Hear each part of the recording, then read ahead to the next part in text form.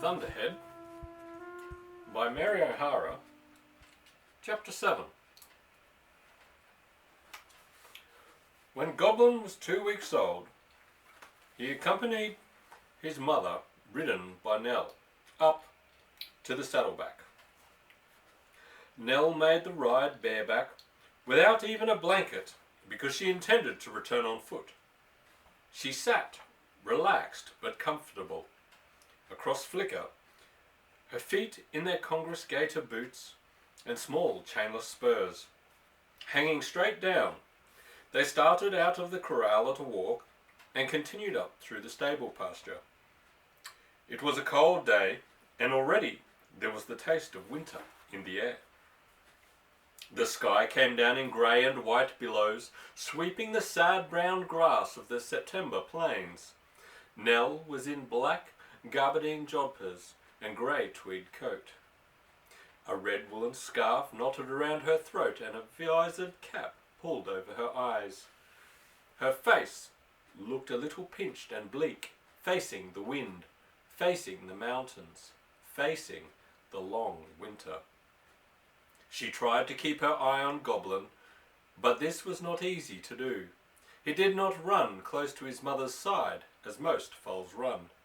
An observer, watching a wild mare and foal being rounded up and corralled, might imagine that the umbilical cord was still there, invisible to human eye, and that the foal was fastened to the mother's side, so exactly does it parallel her every action.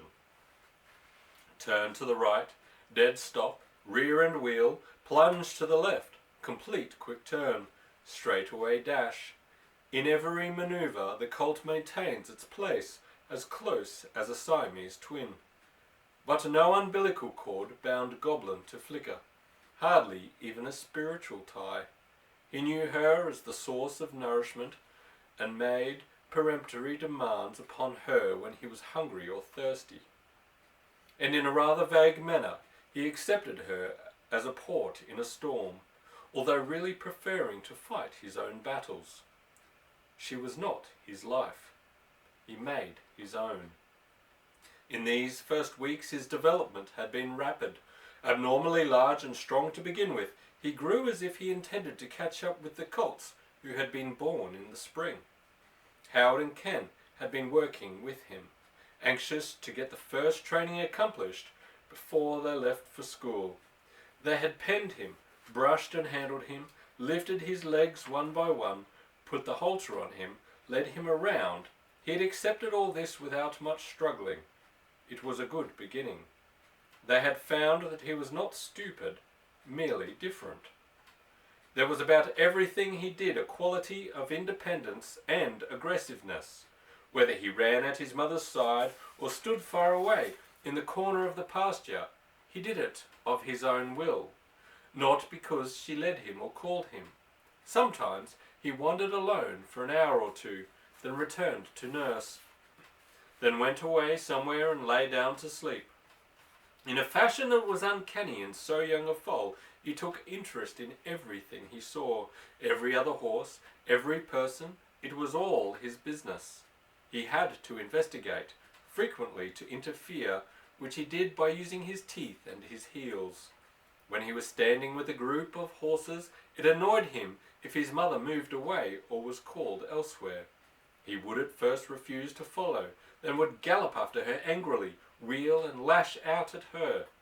If this did not make her return, he would gallop to the others, then after a few moments gallop to her again. He wanted them all together in one place. And if Flicker continued on her course, and the distance between them grew wider, his gallops back and forth would get more frantic, punctuated by furious squeals. The gallop of most young foals is indescribably light and airy. At birth their legs have almost the full length of the mature horse, and it is these long spindly legs which carry the small bodies over the ground so swiftly. But Goblin's legs were not thus, both in proportion to his long body, and actually they were short, and when he laid himself out in a run he was so close to the ground that Howard invented a special name for this peculiar gait, scrabbling. when he scrabbled madly to and fro between his mother and the other horses, his big white head stretched out on its long neck, and sight was so funny that beholders were convulsed with laughter. Even Nell had to wipe the tears from her eyes, although with a sort of pang. He didn't like to laugh at animals, not even the goblin. Besides, she suspected that he loved her. There was not much ground for this, merely that, looking at her, there seemed a sort of recognition. Merely that, when he was by her and she put her hand on him, he did not move away. Occasionally, he watched her as she moved about, and now that the boys had gone back to school and Nell had charge of him, he accepted her. The goblin disliked having anyone ride his mother. It was apt to interfere with his demands upon her. He knew the moment she was under the command of someone else, and he fought it angrily, even when it was Nell. He came rushing back, now, from where he had been wandering alone in the farthest corner of the stable pasture, and lined up alongside Flicker to nurse. Flicker kept moving right ahead. As soon as Goblin got to the right position, and had had 1 or 2 swallows of milk, the teat was jerked out of his mouth, and he had to try again. In less than a minute, his patience was exhausted. He wheeled back and lashed Flicker's side, aiming particularly at Nell's leg hanging down.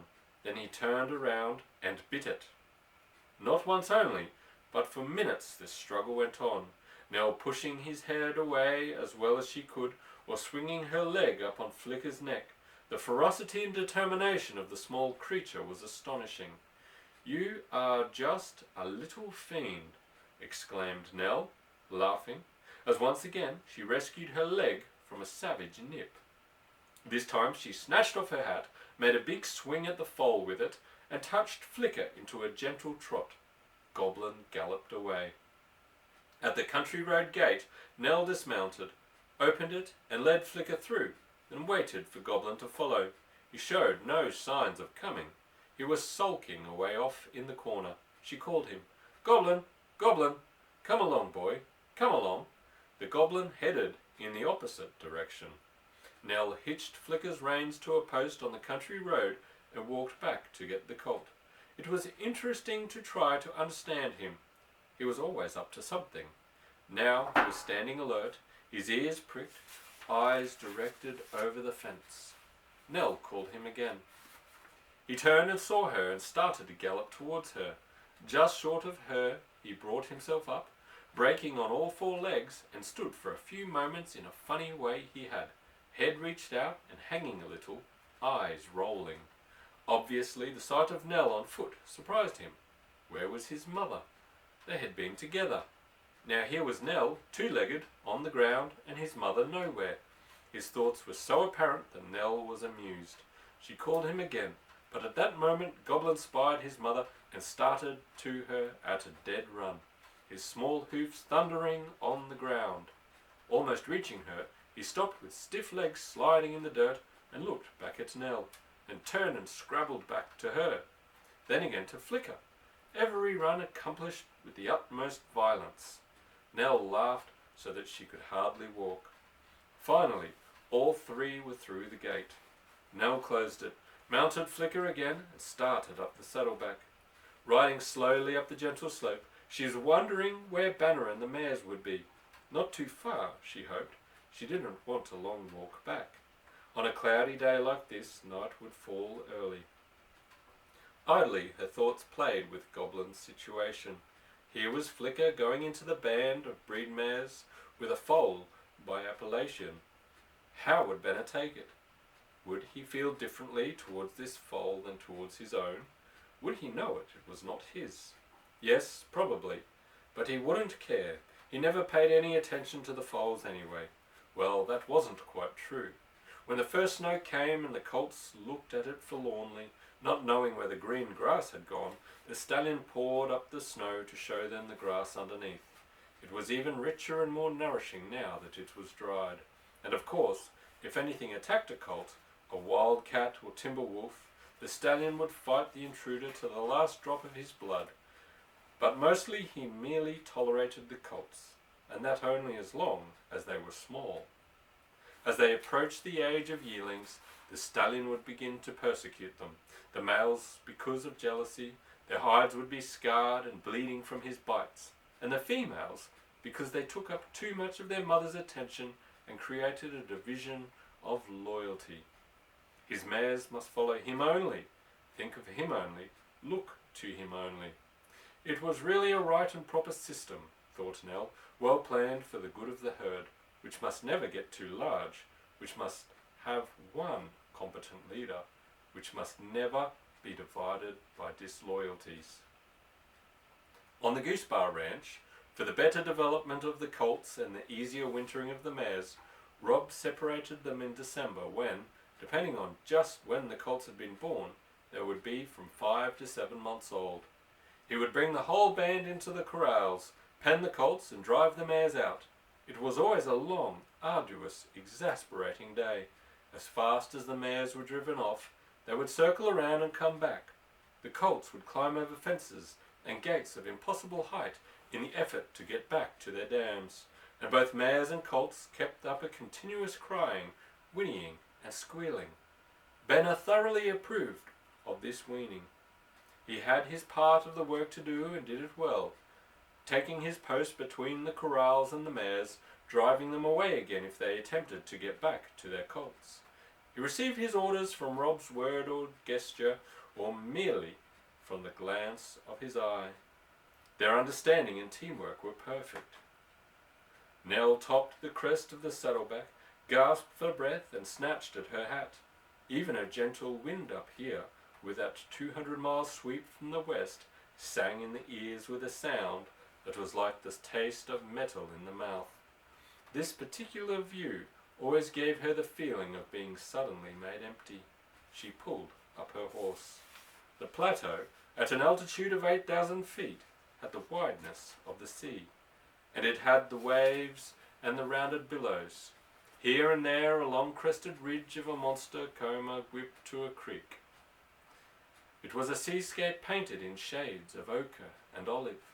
The immensity of the sea filled her eyes, and where it ended, the immensity of the sky began. 30 miles or so to the south, the Colorado border was marked by the rough crags and rocky headlands of the Buckhorn Hills, and far in the distance, west of the rich orchards and farmlands of the southern state, which she knew of but could not see, the never-summer mountains, snow-capped the year around, hung among the clouds, belonging to the sky rather than the earth. In Nell, all thought was stilled, and she sat motionless, letting the vastness beat upon her. Flicker stood alert, her ears pricked sharply, her head turned. The foal was quiet too, his head up, his nostrils spread, his eyes staring. The wind, the smell of the snow, or perhaps some other scent that reached him, excited him, and he left Flicker's side and trotted forth to meet. What? Something. It was as if he quested for it. His head was higher than usual, his action was assured and peremptory. Nell watched him, amused at his change of bearing. She wondered if his sharp scent caught the smell of the herd. He stopped, searched the wind with his small quivering nose, circled slowly, stopped, and again examined all that his eyes and nose could sense. It was as if he were taking possession of the saddleback. Nell turned Flicker along the ridge and proceeded on her way, trying to pierce every hollow, every little ravine, every far hillside with her eyes. Somewhere there, Benna and his mares were hidden. She had forgotten to bring the whistle with her. At intervals she gave a long-drawn cry, "Benna! Oh, Benna!" and the wind snatched the sound from her mouth. Goblin turned to look at her, astonished. Benna came with the wind behind him, mane blowing over his eyes. Nell slipped off the mare, removed the bridle, hung it on her arm, and stood waiting. The foal was out in front, staring at the great horse bearing down on them. Benna came to a halt and stood looking at them. Goblin squealed and trotted out to meet him. Banner seemed not to notice him, but began to circle, trotting slowly, coming up wind behind them. Nell and Flicker turned to meet him. The foal, with an air of taking command of the situation, circled within Banner's circle, and, just as the stallion reached Flicker, presented his small rear and kicked. His heels rang on the stallion's belly. Banner paid no attention. He had the scent of Flicker now, and they both whinnied shrilly. Nell stepped aside. "Go on, Flicker," she said. "Go with Banner." The stallion was in magnificent action, trotting here and there around the group, rearing lightly, or sinking his head and forequarters to nip at the mare's heels, then sweeping over the crest of the ridge, taking the lead so that she might follow. Flicker went slowly and Nell stood watching. The mare stopped, looked back and whinnied for her foal. Goblin squealed and made a circle around Nell. Banner curved behind Flicker and hurried her pace with a nip at her heels. Goblin began to scrabble between Flicker and Nell. Flicker was getting quite far away. There was a little rise in front of her. Banner had already disappeared over it. Goblin stood near Nell with head hanging and forelegs braced out, his favourite position for deep thought. Another whinny came from Flicker. The foal squealed in answer, put his head down, kicked first one leg and then the other, and galloped with small thunder of hoofs after his mother. Nell stood watching until Flicker and the colt disappeared over the rise. She stood a moment longer, head tilted and turned sideways. Not a sound but the singing wind. Not a movement now in all the billowy world, but clouds and blowing grass. She looped the bridle more securely over her left arm and began to walk back down the saddleback. It's the end of chapter 7.